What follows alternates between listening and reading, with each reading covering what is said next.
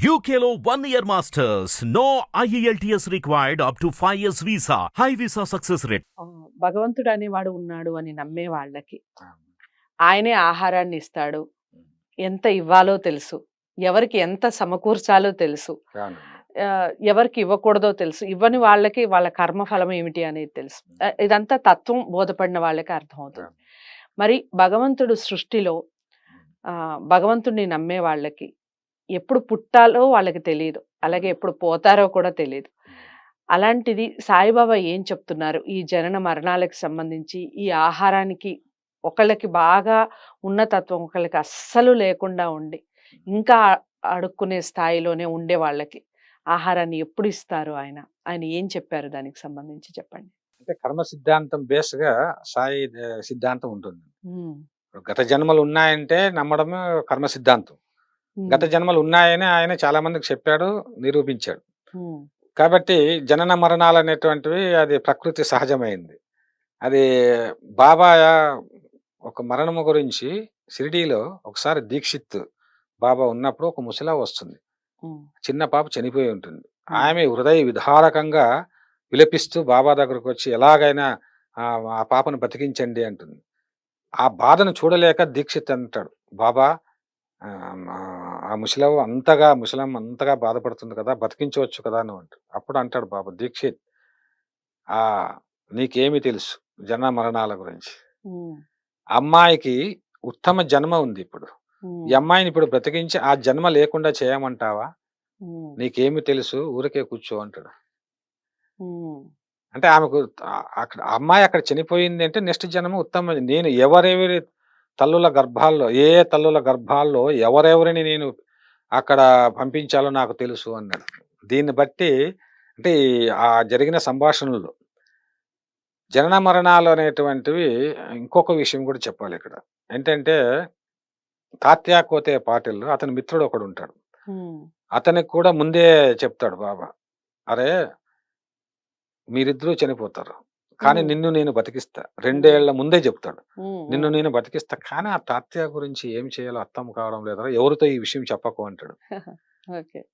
అని ఆలోచించి చివరకు తన యొక్క ప్రాణాన్ని వదిలి అతను రక్షిస్తాడు. భిక్ష ఎత్తాడు కాబట్టి, ఇంతకు ముందే చెప్పాను, భిక్ష ఎత్తాడు కాబట్టి వైజాబాయి ఇంట్లో ప్రాణభిక్ష పెట్టాడు. ఇలా జనన మరణాలు అనేటువంటివి ప్రకృతి సహజాలు, అది భగవంతుడే అలా సృష్టించాడు. పుట్టినటువంటి వాళ్ళు గిట్టక తప్పదు కదా అలా. కానీ ఎప్పుడు చాలా సందర్భాల్లో చాలా మందిని గండాల నుంచి రక్షించాడు బాబా, అది అందరికీ తెలుసు. చాలా మంది బూటీ ఉన్నాడు, బూటీ ఒక జ్యోతిష్యుడు అతనికి చనిపోతాడని చెప్తారు. అతని పేరు అతని పేరు ఉంది. ఇట్లా అంటే జ్యోతిష్యంలో కూడా చాలా మంది మీరు చనిపోతారని చెప్తే బాబా దగ్గరికి వస్తే నువ్వు ఎలా చనిపోతావు నేను చూస్తాను అంటాడు. బూటీకి మరణగండం, చాలా మందికి మరణగండాల సచ్చరిత్ర చదివితే మీరు కోకొల్లలుగా చనిపోయే వాళ్ళని బాబా బతికించినటువంటి సందర్భాలు ఉన్నాయి, గండాల నుంచి బయటకు వేసిన సందర్భాలు ఉన్నాయి. అదే విధంగా శరత్ బాపూజీ గురువు గారు వచ్చిన తర్వాత మొన్నటి వరకు కూడా ధూమాలను కూడా అప్పుడు రక్షించానని చెప్పాడు. ఆయన కూడా ప్రాణాపాయాల నుంచి రక్షించాడు. అయితే ఎంతవరకు రక్షించాలి, ఎప్పుడు పంపించాలి అనేది అది బాబా చేతుల్లో ఉంటుంది. ఎందుకంటే ఆయన పరబ్రహ్మ స్వరూపుడు కాబట్టి. భక్తులకు ఇప్పుడు 60 ఏళ్ళు ఆయుష్ ఉంటుంది అనుకోండి, ఇంకా పొడిగించవచ్చు కొద్ది మందిని. అలా పొడిగించిన సందర్భాలు కూడా సచ్చరిత్రలో ఉన్నాయి, ఇప్పటికీ జరుగుతున్నాయి. ఇంకొక ఆమె అంటుంది, ఆమె పేరు జ్ఞాపకం రావడం లేదు, ఆమె నీ భర్తను ఇప్పుడే తీసుకెళ్తానమ్మా అంటే, లేదు కళలో కనిపించి చెప్తాడు, నా భర్తను తీసుకెళ్ళదు బాబా, ఇంకా ఒక 4 నెలలు 5 నెలలు పోస్ట్ పోన్ చేయమంటే అలాగేనమ్మా అని పోస్ట్ పోన్ చేస్తాడు. ఈ జనన మరణాలకు సంబంధించి మీరు అడిగారు కాబట్టి చెప్తున్నాను. ఇలా చాలా కథలు ఉన్నాయి. కథలనే కాదు, ఆ రోజుల్లో జరిగినటువంటి విషయం, యథార్థ సంఘటనలు. అది ఇప్పుడు ఉన్నటువంటి భక్తులు కూడా చాలా మంది నాతో చెప్పడం జరిగింది. చాలా మంది హత్యలు చేయాలని చూస్తారు. నా విషయం చెప్పాలంటే అలాంటి సంఘటనలు కోకోలలో ఉన్నాయి నా జీవితంలో. అంటే త్రుటిలో తప్పించినటువంటి ప్రమాదాలు ఉన్నాయి. వాళ్ళు ప్లాన్ చేస్తే ఆ ప్లాన్ వాళ్ళ నుంచే నాకు వచ్చిన సందర్భాలు ఉన్నాయి. వాటి నుంచి ఇంకా ఎంత నమ్మకం అంటే దానికి దేర్ ఇస్ నో ఆల్టర్నేటివ్ వే అనమాట. అది జరిగింటే ఏమయ్యేదని. ఉమ్, కానీ బాబా నన్ను నా భక్తులు పతనం కానివ్వన్నాను కదా, నా పిల్లలను, నా ఉమ్, పిల్లలు ఇద్దరే పసివాళ్ళగా ఉన్నప్పుడు, నా మీద ఆధారపడినప్పుడు నన్ను ఎవడో హత్య చేయాలని, అది కారణాలు ఏమన్నా కావచ్చు, ఉమ్, ప్రయత్నం చేస్తే అది జరగదు. అందుకే అన్నాడు బాబా, నా నా భక్తులను నేను కంటికి రెప్పలాగా కాపాడుకుంటాను అన్నాడు. ఉమ్, అట్లా 3 సార్లు నన్ను కాపాడినాడండి. ఉమ్, అవతల కుట్రలు కూడా నాకు ముందే తెలిసి ఉమ్, తర్వాత డిఫెండ్ చేసింది. ఓకే. ఇది ఎందుకంటే ఇది కూడా చెప్పాలి కదా, ఊరికే ఉమ్, మనము ఏమిటి ఆధారం అనే వాళ్ళకి ఒక ఏంటి ఆధారం. ఆధారం అనేటువంటి వాళ్ళు నా మీద కుట్రలు జరిగినాయి. అది ఉమ్, పెద్ద పెద్ద వాళ్ళ కుట్రలు, అది అసాధ్యం అన్నమాట తప్పించుకోవడం. ఉమ్, కానీ ఆ కుట్రలు నాకు ముందే తెలియడం అంటే, అక్కడ నుంచి తెలియడం అంటే, అలా తెలిసేది కాబట్టి మనము తర్వాత డిఫెన్స్ ఉమ్, బయటపడ్డాం.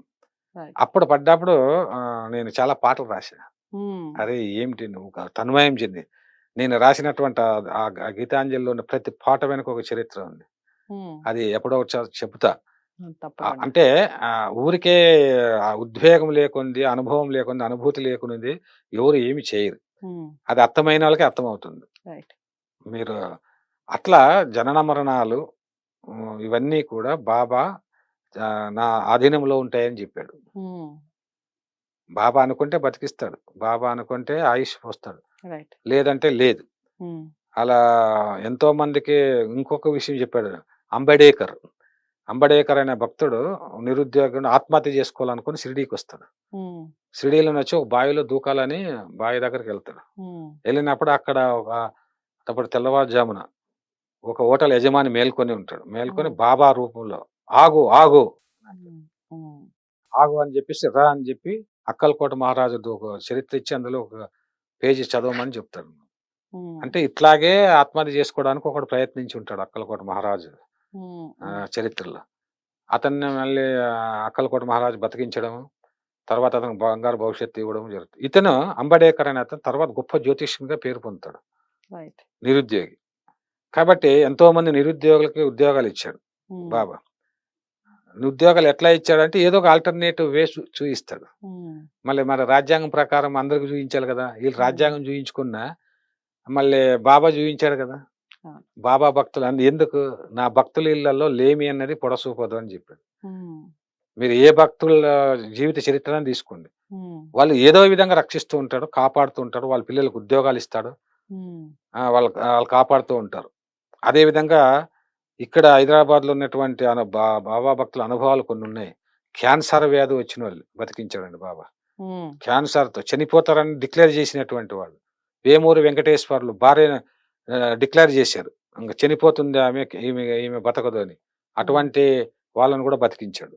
రైట్. అదే విధంగా భీమాజీ పాటిల్ మీకు తెలుసు, ఆ రోజుల్లో కూడా ఉమ్, భీమాజీ పాటిల్ ఇంకా చనిపోతాడని మొత్తం మహారాష్ట్రలో ఉన్న డాక్టర్లంతా డిక్లేర్ చేశారు. అవును. అప్పుడు షిరిడీకి రమ్మని నానా చందోర్కర్ షిరిడీకి రమ్మని తీసుకుని వస్తే, షిరిడీ దగ్గర తీసుకుని వస్తే బాబా దగ్గరికి వెళ్తే వీడు ఎందుకు తెచ్చారు ఇక్కడికి అంటాడు.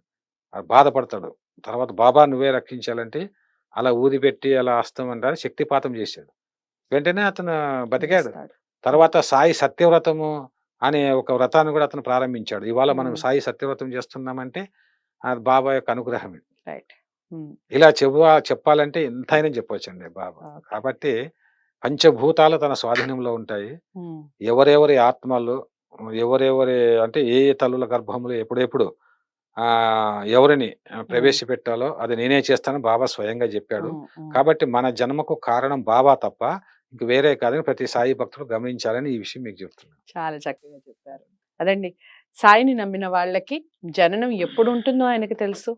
దాని మరణం వెనకాల అంతరార్థం తెలుసు. మళ్ళీ పునర్జన్మం ఉంటుందా లేదా అనేది కూడా ఆయనకే తెలుసు. చిన్నపిల్లలు కానివ్వండి, పెద్దవాళ్ళు కానివ్వండి, ఇంట్లో మధ్యస్థులు కానివ్వండి, ఎవరైనా చనిపోయినప్పుడు భగవంతుడు ఉన్నాడా అని అనుకుంటూ ఉంటాం. కారణం ఏమిటి అంటే ఇది కారణం. భగవంతునికి అన్నీ తెలుసు.